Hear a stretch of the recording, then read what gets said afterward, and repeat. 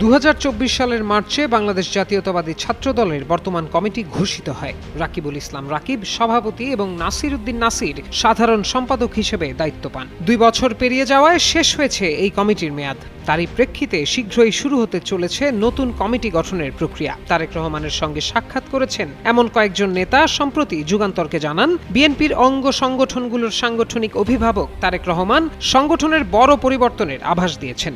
যোগ্য, ত্যাগী এবং তরুণদের হাতে অঙ্গ ও সহযোগী সংগঠনগুলোর দায়িত্ব দিতে চাচ্ছেন তিনি। লেস অয়েল অ্যাবজর্ব করে আপনার পরিবারকে রাখে হেলদি। ফুড গ্রেড ম্যাটেরিয়ালে তৈরি যমুনা কুকওয়্যার।